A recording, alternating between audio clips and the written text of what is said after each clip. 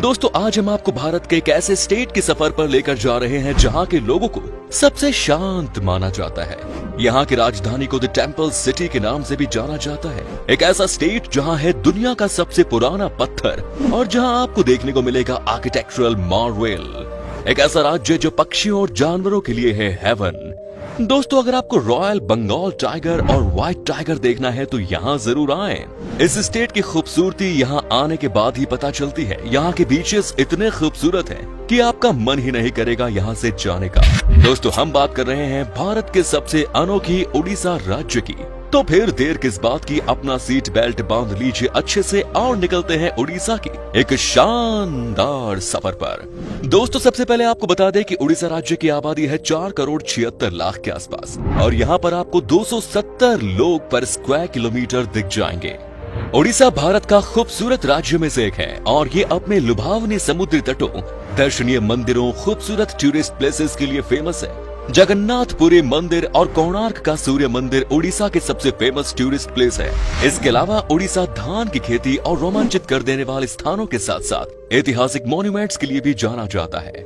उड़ीसा को पहले कलिंगा और उत्कल के नाम से जाना जाता था और इस राज्य का नाम कई बार बदला गया है। उड़ीसा पर मुगल सल्तनत और अंग्रेजों ने भी कब्जा किया है। सिर्फ यही नहीं, हिटलर ने सेकेंड वर्ल्ड वॉर के दौरान उड़ीसा पर कब्जा करने की प्लान बनाई थी क्योंकि हिटलर का मानना था कि उड़ीसा में बहुत नेचुरल सब्सटेंस है जिसकी वजह से कोई भी जंग जीत सकते हैं। लेकिन हिटलर का ये सपना सिर्फ एक सपना बनकर ही रह गया। इसके अलावा उड़ीसा मौर्य साम्राज्य के शासक अशोक से संबंधित है। महाराज अशोक सबसे महान मौर्य शासक थे जिन्होंने लगभग पूरे भारत और आसपास के देशों पर फतह हासिल कर ली थी।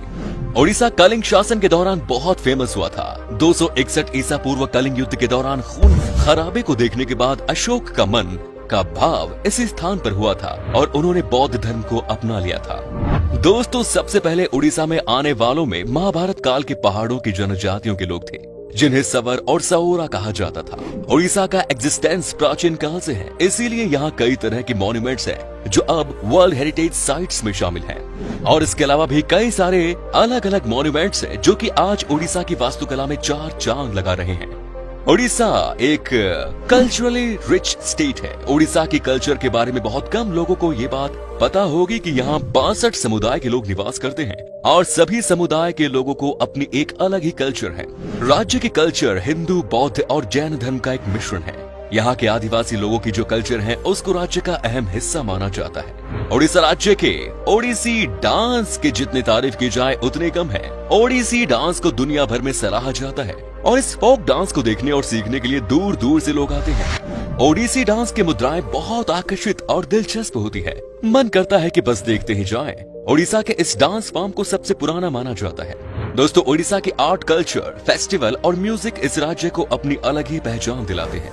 उड़ीसा राज्य में कई त्योहार मनाए जाते हैं जिनका अपना एक अलग इम्पोर्टेंस है और ये त्योहार राज्य के आर्ट, कल्चर और ट्रेडिशन को उजागर करने में अपनी भूमिका निभाते हैं। उड़ीसा के कुछ प्रमुख त्योहारों में शामिल है कलिंग फेस्टिवल, चंदन यात्रा जो कि एक